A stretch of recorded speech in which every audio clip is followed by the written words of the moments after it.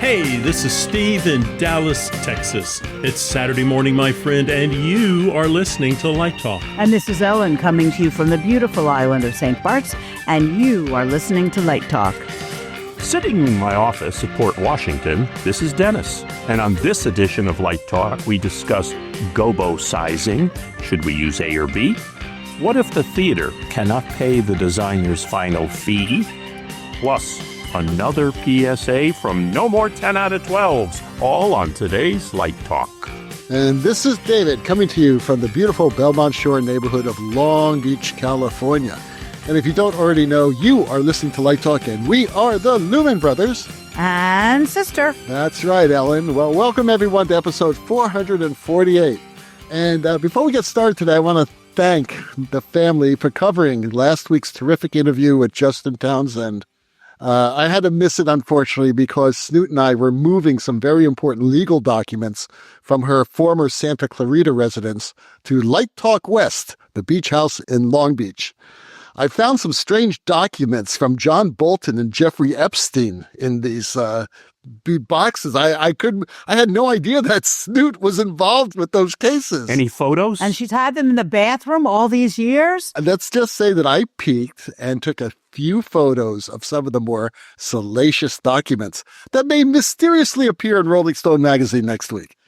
But in case you did not listen to last week's show, which was fantastic, be sure to check it out, episode 447. And speaking of that episode, Dennis, you have heard a little bit of feedback about that interview with Justin. I had 3 people actually text or email me saying how wonderful the show. 3 people, that's the entire Light Talk audience. Very funny. 3, right? No, that was the audience from the Faroe Islands. Ah, yes, that's right. We do have 3 in the Faroe Islands. They're waiting for one of Justin's shows to tour to the Faroe Islands, and they want to know when it's going to happen. Don't think it's going to happen. Interestingly enough, I was doing a light hang this week with a young Broadway electrician who works with Justin, who was doing the install for Batboy that they're doing currently at, I guess it's City Center, the Encore series that he was discussing.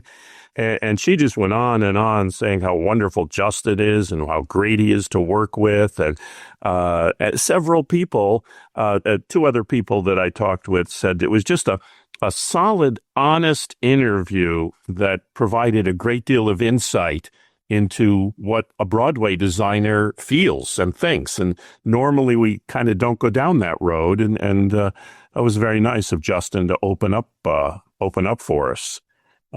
We need to get that honesty, I think, a lot more, even though we are a humorous type show.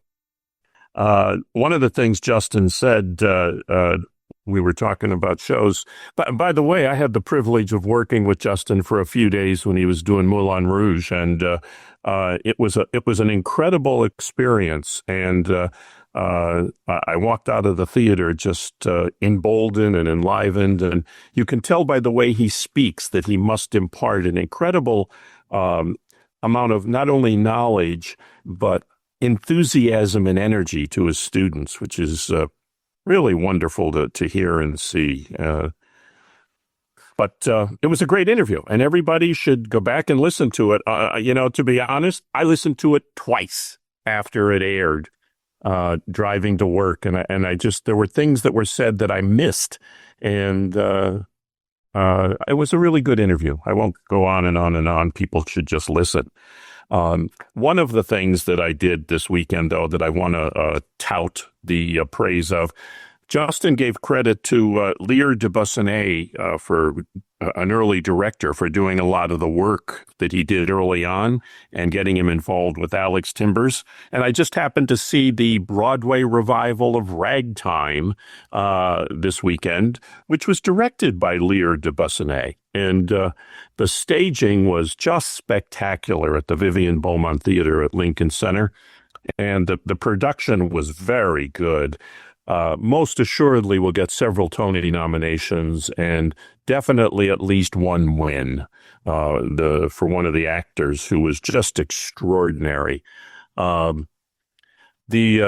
won't go into it anymore, but the scenic design was by Broadway professional David Corrins, who we know from several other productions. I've worked with David. Have on you? several shows. Wonderful designer. Yeah, he's very good. He's very good. Very And, nice person, and too. I'm sure you probably have been to the Lincoln Center stage. They do a lot of shows there for the last, 30 years or so. It's a tough space, and a three-quarter thrust, and we didn't have the greatest seats. We were up in the balcony, but everything was perfect.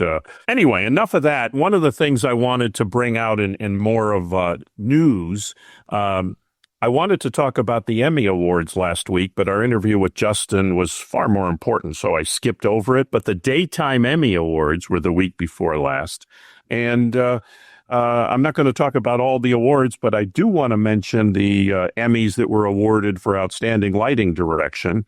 And our friend Bob Barnhart was one of the nominations for the Drew Barrymore show, which he designed with Dave Grill. And the lighting director on the show is Sean Kaufman. Also nominated was Days of Our Lives, the soap opera, lighting designer David Meager and lighting director Billy Yakes. Also nominated was The View, lighting designer and lighting director James Gallagher, who's a good friend of mine, and I worked with him on The View a few years ago. Young and the Restless was also nominated. The lighting directors for that soap opera, Edward Burgess, Chuck Conklin, and Cameron Sands. But the winner of the Emmy for Outstanding Lighting Direction in Daytime was The Kelly Clarkson Show. Once more, I think this is probably the third year they've won the Emmy. The lighting designer is Darren Langer of DC Lighting, and the lighting director is John Daniels. If you haven't seen the show, it's really well done.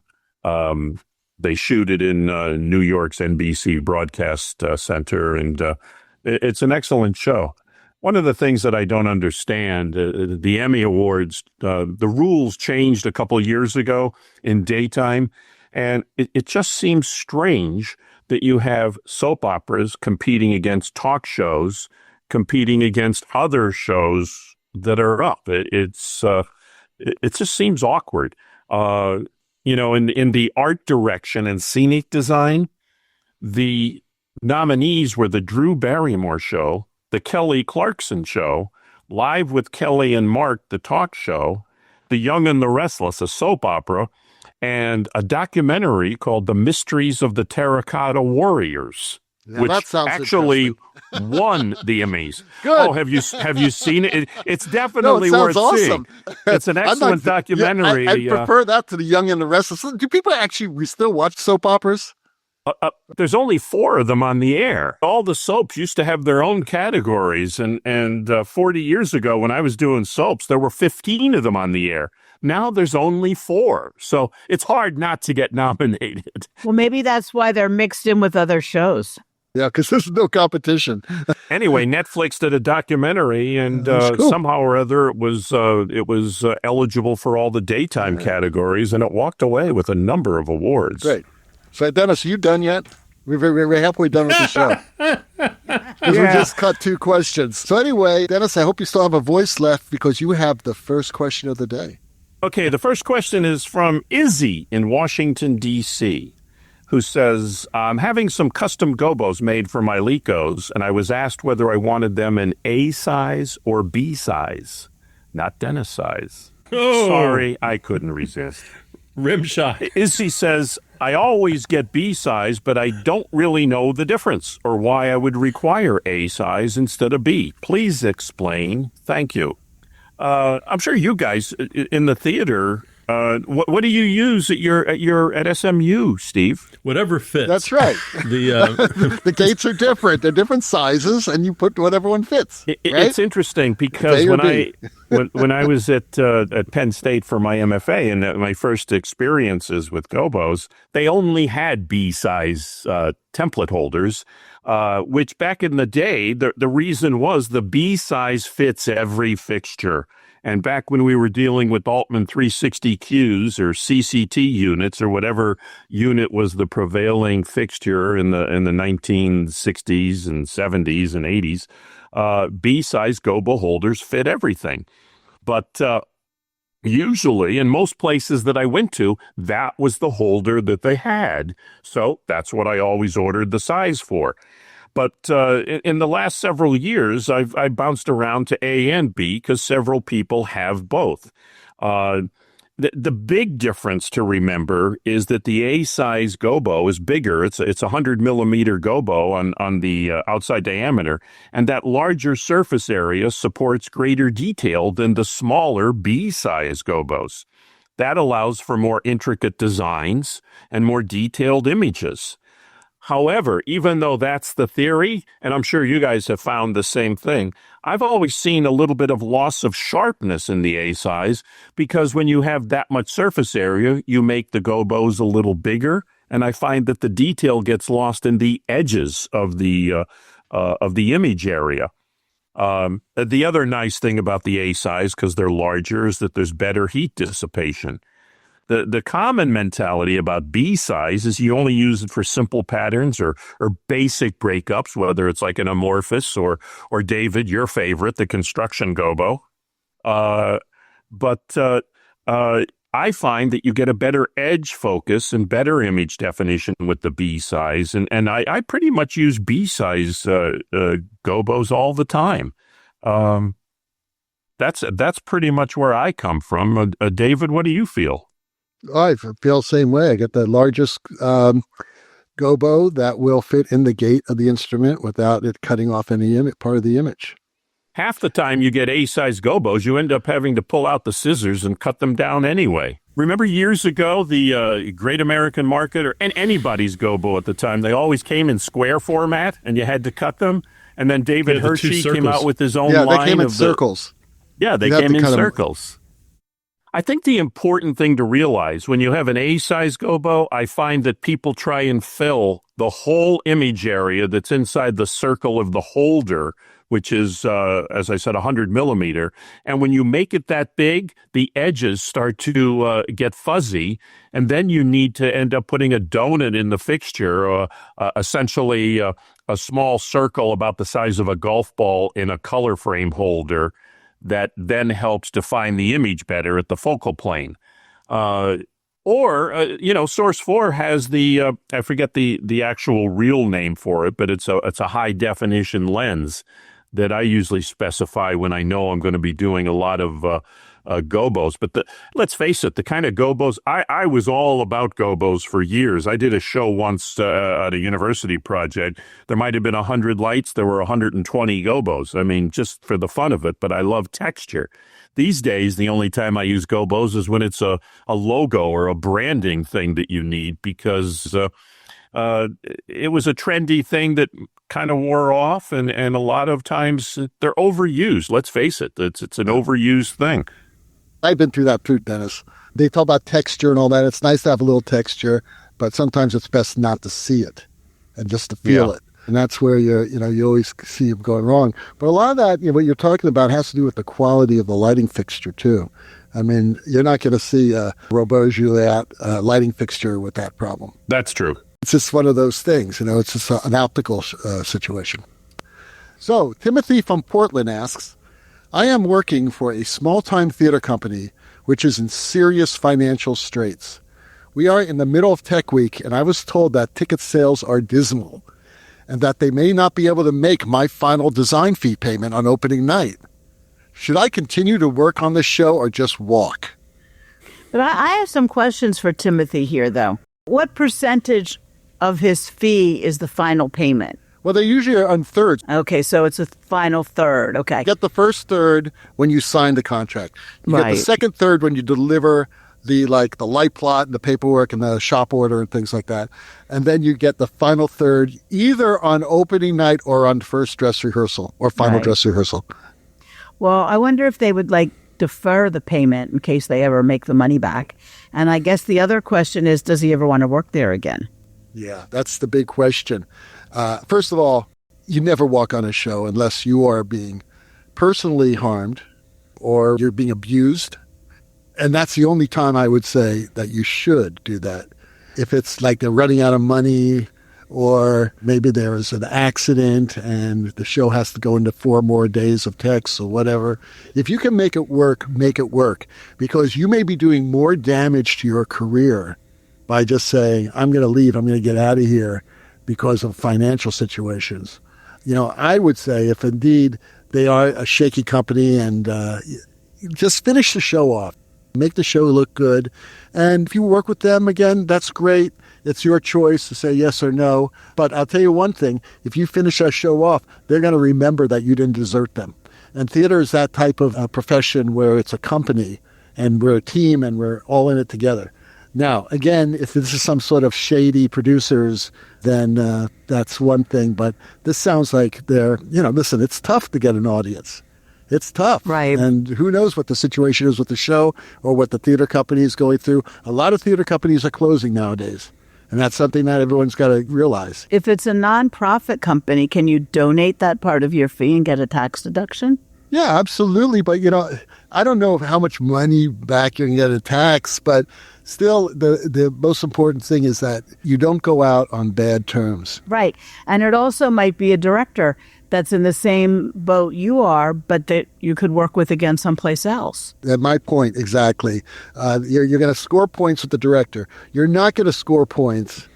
I hate to say it so callously, score points, but you're not going to if you just leave for financial reasons. Well, also the question says they may not be able. And it's not written in stone yet. There are a couple small theaters here in Dallas that they pay in thirds. And it's just exactly what David says. The only difference is because they are small theater companies, that final third is paid on closing night. And that way they have had 2 or 3 weeks of ticket sales to get there. And again, these are theaters that are offering, $750, $1,000. So you kind of understand what you're getting into. I agree with David. I think I would finish the show and I would volunteer. Look, let's make that final paycheck closing night if we can do it. Give them a little breathing room too, because if you walk away, you're not getting your money at all. Right. So, and if you have to wait a month, maybe you're going to get it, maybe you're not. But you're closing the door if you walk out. They're certainly not going to pay you. Just throwing my 2 cents in, I think, David, you're 100% right. I have done an inordinate amount of shows over the years that I wanted to just walk right out because it was just painful and aggravating and the people were nasty, whatever. I've never been in what I would call an abusive situation, but I'm one of those type people, when I commit to something, I'm going to see it through all the way. And otherwise, if you don't, your reputation is going to be hurt in the process. I think it becomes a negotiation factor where you do something in lieu of payment, or you barter, or like Ellen said, do a tax deduction for your time that ultimately you can write off your taxes and realize a certain amount of money from that. But it doesn't say whether it's a union or a non-union situation. Well, I don't think this is the union because it's a small company. You know what I'm saying? The union would take care of it for them. Right. Yeah. I mean, if you had a union contract, they would. But again, they're going to tell you to try to do something that doesn't ruin your career, They're smart too. Hey, listen, maybe you need some chickens in the house. We have a bunch of ducks we could pay designers with. and that works out great. Seriously, Steve's idea is a great idea. Say, hey, how about if you pay me on the closing date when you have a chance to get some? And they could say, yeah, we'll try. But at least you were being flexible and not saying, oh, you guys are a bunch of losers. You're going to run out of money. I'm out of here. You don't want to be that person. Or negotiate for the next show. I mean, there's always things that you can do to get some sort of remuneration. You are listening to Light Talk, and today, Light Talk is sponsored by a public service announcement from No More 10 out of 12s. You know the drill. It's the third day of tech. You have had 3 hours of sleep and exactly 1 bite of an apple since dawn. You slump at the tech table trying to remember, why did you not go to law school? And then you feel it. The air shifts. It's a little too quiet. Your assistant has mysteriously moved 6 seats away. You glanced across the room, and it hit you like a runaway fly line. You have pissed off the stage manager. But how can you be sure? Let's review the signs. The look. You know it when you see it, that piercing, soul-freezing glare from across the house, or worse, the slow head turn with one eyebrow raised, often followed by a deathly silence or a curt, clipped, "Thank you." Pro tip, you are not being thanked. The call book slam. You hear it before you see it. That extra firm closing of the call book. Bonus points if it's followed by a long, slow sigh that says, "I could have been a doctor." The God Mike Smite. You mess up. The cue is wrong. The actors are confused. Suddenly the God Mike descends like thunder from Mount Olympus. Let's all remember we have limited time, please. Translation. I'm speaking to you, pork chop, and you are on thin spike tape. The timed pause. You suggest a cue change. A tiny one. Very reasonable. The stage manager takes a pause. Not a long pause. Just long enough for you to wonder if your name is now being scratched off the post-show drink invitation list. Then you hear, "Copy that," and the hairs on the back of your neck stand up. And finally, the coffee withheld moment. There's coffee. You smell it. You smell the stage manager's coffee. You smell the AD's coffee. The same goes for sound, projection, costume, etc., etc. Everyone has coffee. You do not. The stage manager made a coffee run. She looks at you dead in the eye and says, "Oh, I thought you said you were good." You didn't say that. You are not good. You have no coffee. You have been a very bad boy. Just remember, tech is eternal. The follow spot will never hit that dead pickup from blackout. Actors wander off their marks for snacks mid-cue adjustment. Your wireless headset will betray you during a personal conversation, and through it all, the stage manager silently watches with the memory of an elephant and the soul of a vengeful librarian. The stage manager is the god of the booth, ruler of the headset realm, keeper of all cues. And if you anger them, well, accept your fate. This has been a public service announcement from No More 10 out of 12s. And now, back to Late Talk. Well, the sound of those sex-starved iguanas, monkeys, and ducks running around Light Talk Central tell us that once again it's time for Let's Talk About. And today's Let's Talk About is all about low-angle lighting for broadcast face light. So, how did we come up with this? Well, earlier this week I was watching Morning Joe on MSNBC, and when they went to a wide shot of the anchor's desk, I observed a circular light fixture in the center on top of the plexiglass desk. So I asked Lumen brother Dennis if that was just a scenic decoration, eye candy, or perhaps actually serving as a low fill light. That led to a fun discussion of uplights and chin lights for television talent that I believe is worth talking to our listeners about. So Dennis, do you want to tell us a few of your tricks and why that light was there? The one thing to remember is on television, it's all about the close-up.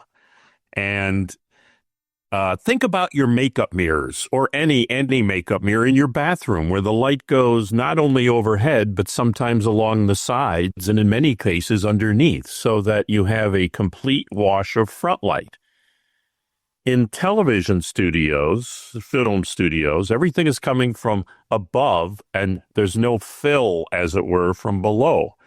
The film cinematographers a million years ago used to use a catch light, eye light they'd call it, some sort of uplight right under the camera, just to fill in the shadows under the chin, the shadows that happen in deep set eye sockets, or if somebody has what we call helmet hair and the hair wraps around their face with shadows on either side of their cheeks from the hair, you need something low to fill in that shadow detail that's caused by the higher angled lights.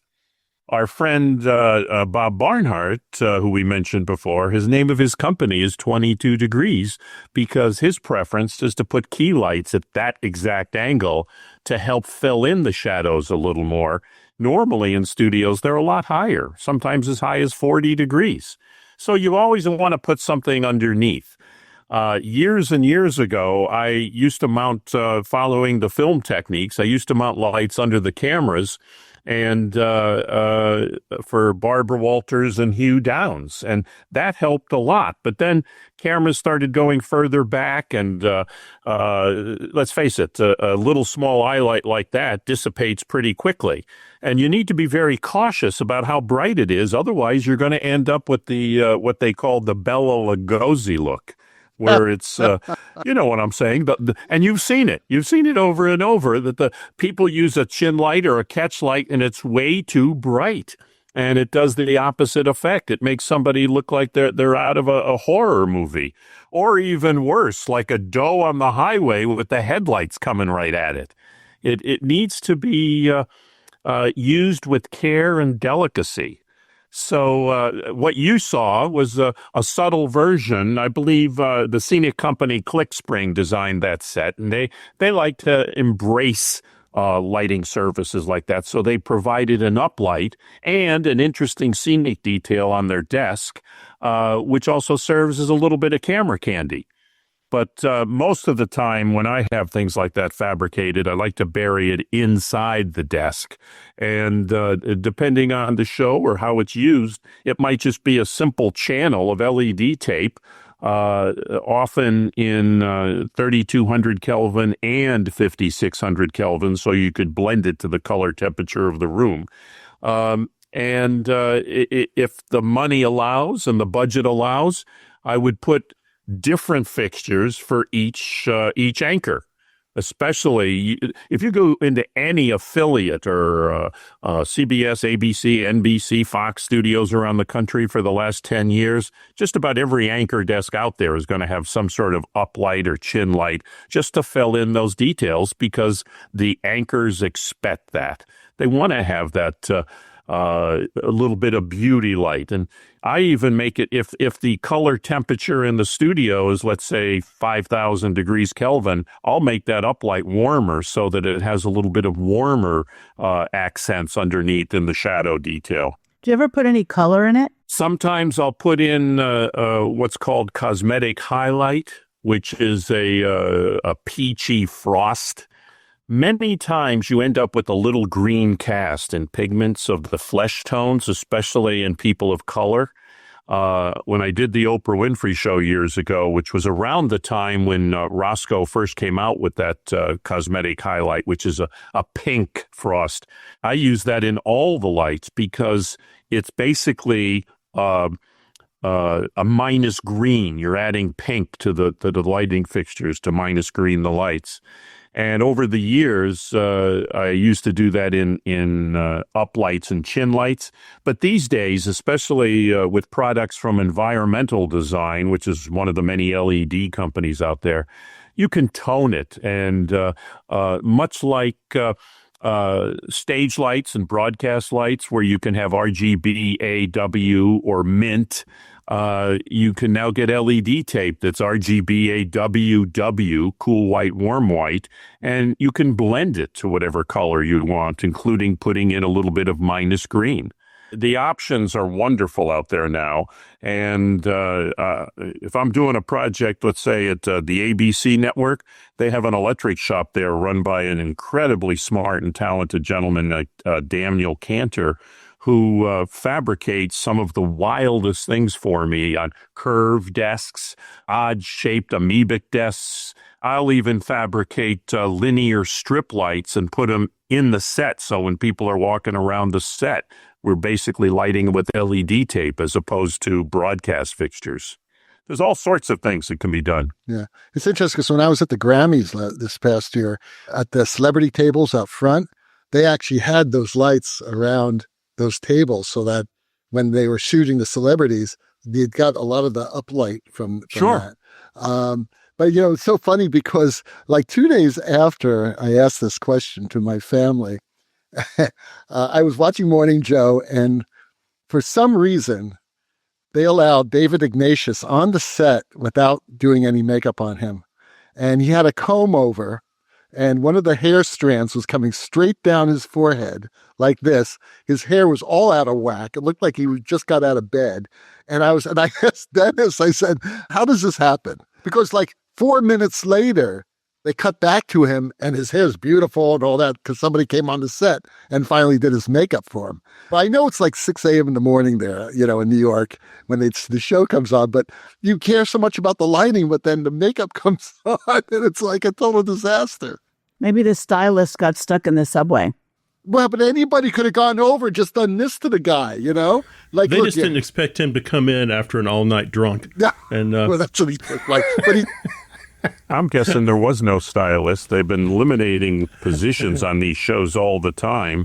I'm just surprised the stage manager or floor manager didn't help the guy out. Maybe they did. Maybe the floor manager took a comb out and combed his hair. Yeah, because that's all he needed, And it looked like he had been to the gym and just gotten off the treadmill.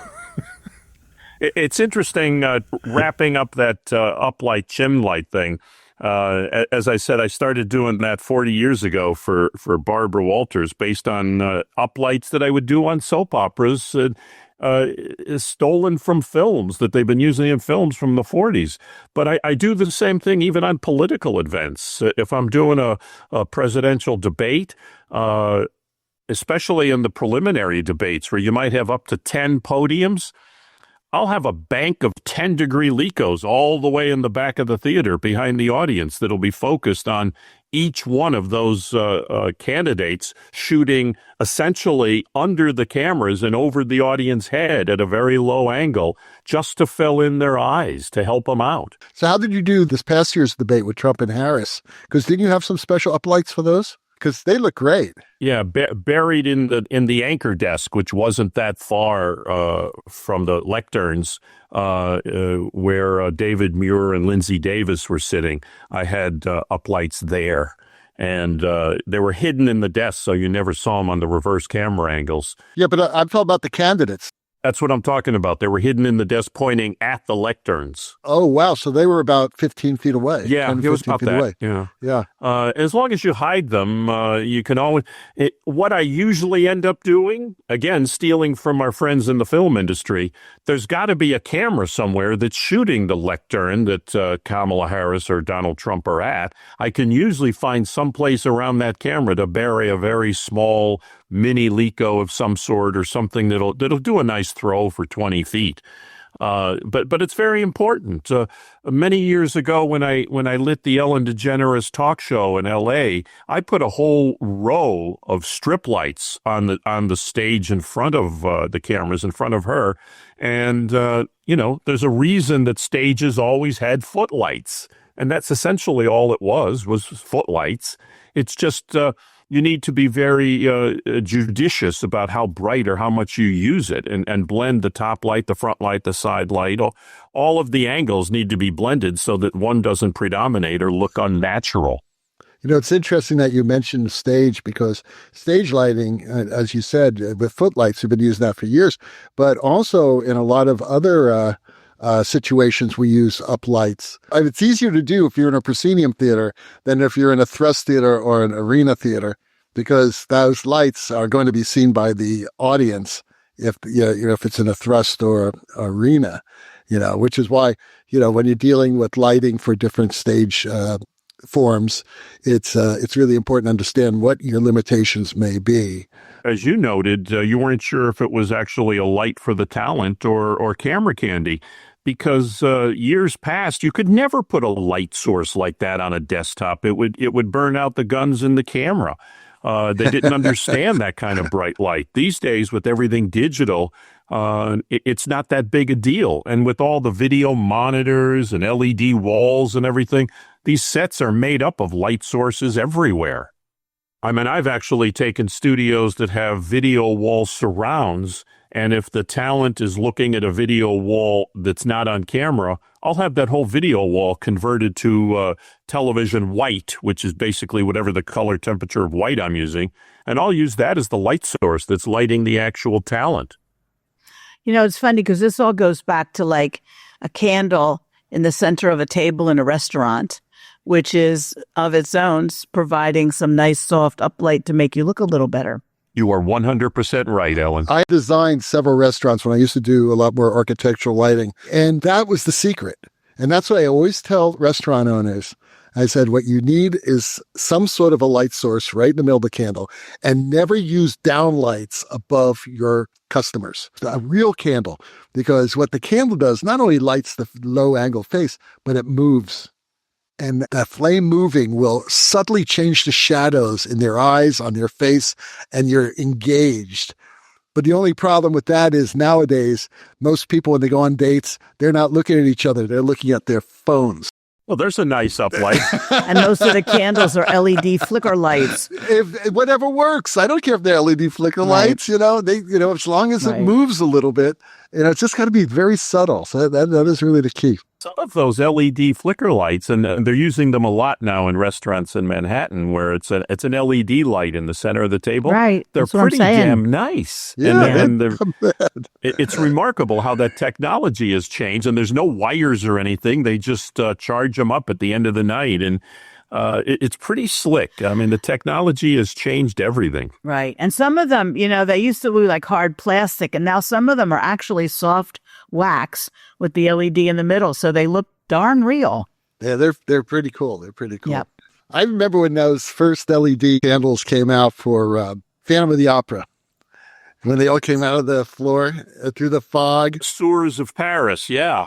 Every opera I did after that, people say, can we get those lights? Can we get those lights? I said, yes, as a matter of fact, you can. They're expensive, but yes, we can get those lights. Was that Lemaitre? Lemaitre was the company? I thought the first they came from City Theatrical, too. They did come from City Theatrical. Lemaitre did all the fog machines.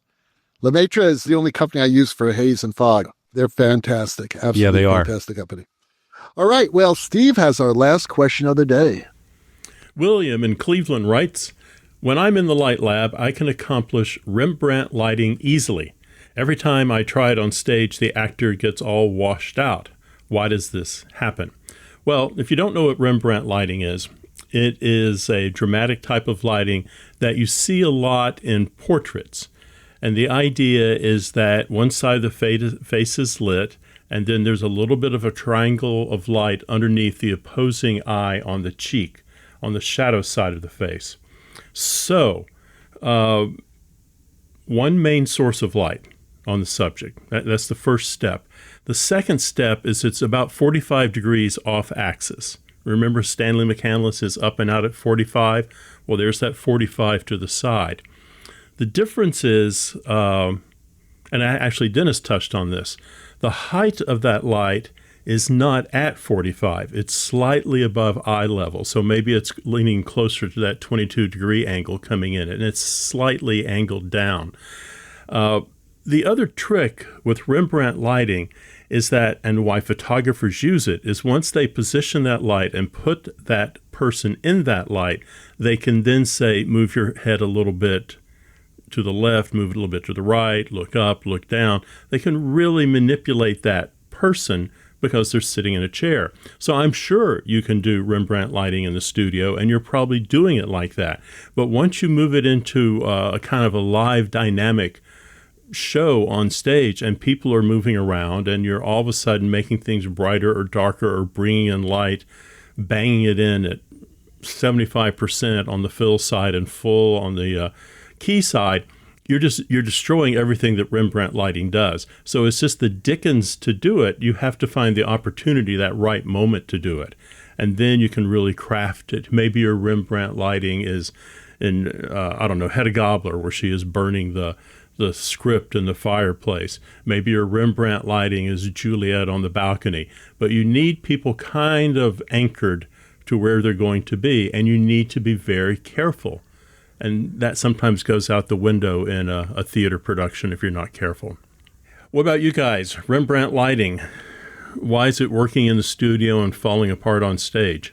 Years ago, when I was younger and thought all I wanted to do was art, I had done some Rembrandt lighting on a soap opera, and the producer yelled down from the back row of the control room, "Dennis, what the hell is that? This lighting is terrible. What'd you see, an Alfred Hitchcock film festival this week?"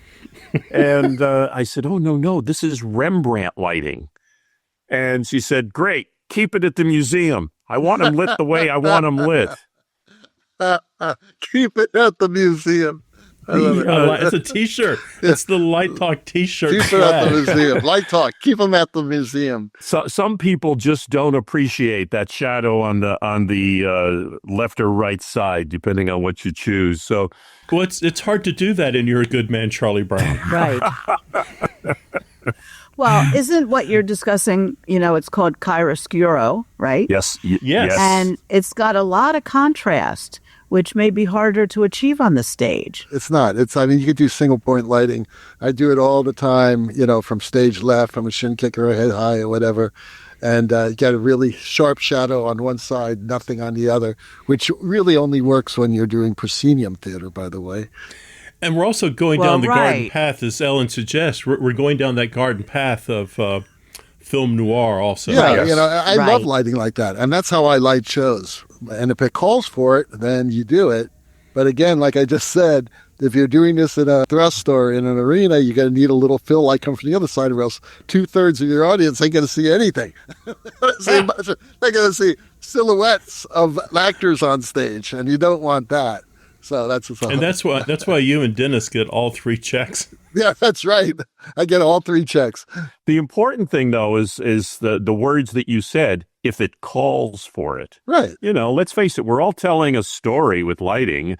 If you ever see 2020, the Friday night ABC show with David Muir and Deborah Roberts, they like to get a little more dramatic. And when I had designed that, if you look at it on Friday nights, there's a certain Rembrandt quality to it because they want it to be more dramatic. And most of the stories are all crime stories of some sort, and they want that to enhance the story. And you can get away with it, but it's very rare on those type of shows. It's more of a film and cinematic technique that has, even though you'll see it on so much of the artwork in the museum, especially in 15th, 16th century art, it's not something that's appreciated in the television world. Well, it depends. There's some television shows that use very dramatic lighting, like Game of Thrones. The Game of Thrones, parts of Breaking Bad, Severance. There's a lot of that type of lighting in Severance. So it's I wouldn't just say because it's on TV, it's going to be kind of like flatly lit. The good cinematographers are out there and good lighting directors, and they're making it look very interesting and very dramatic. I must say, I think the lighting on good television series over the past 15 years has dramatically improved. It has. To where it's now film quality and very artistic. We were talking about that a couple of weeks ago, apropos of our conversation of the series The Gilded Age, which uses an incredible amount of Rembrandt-style lighting, but sometimes the audience reacts to it like, wow, this is just too dark. Well, yeah, we talked about that on the show. We had an entire half a show about it being too dark, about the Game of Thrones, the Long Night episode where no one could see anything because the art direction and cinematographers were saying that was the idea. We wanted to film it in actual natural light, and because you don't see anything in the dark, so that's why you can't see anything. But it's a television show. You got to see something. You're telling a story. That was so frustrating. But that's a whole nother. We already talked about that. Yeah. That's why Bobby Danger always reaches for a mirror ball. Speaking of Bobby Danger, will he make an appearance at LDI? I don't know. I don't know if Bobby's going to be there or not, but I'm certainly looking at Louis Hartman and David Belesko and a whole new series on the old ways are the best ways. I think that's wise because Bobby Danger reached its natural conclusion last year. I think so, too. I think we brought it to an end. You don't want to jump the shark with Bobby Danger. All right. Well, the rocking sounds of the Luminoids tell us that once again you've spent another morning listening to us on Light Talk. You can hear our show on just about every podcast site out there. Check out our website at lighttalk.org and be sure to follow us on Facebook. Also, don't forget to subscribe to our podcast. That way you not miss a second of Light Talk Insanity. No guarantee is offered regarding the accuracy of any statements or opinions made on this podcast. However, if you do decide to litigate, you will have to deal with me, Snoot from the Snoot Group. And don't get it twisted. Just because I married one of these losers does not mean I will go easy on you. So don't with me. Light Talk is written and produced by the Lumen Brothers And Sister. Coming to you from Long Beach, California, the Lone Star State, St. Bart's, and Port Washington, New York. and be sure to join us next week when we talk about more lighting shenanigans and serve you even more of our casserole of nonsense. Light Talk, broadcasting questionable lumen knowledge and humor around the world. So we will see you all next Saturday morning. Bye-bye from Light Talk. Bye-bye. Toodles. Bye.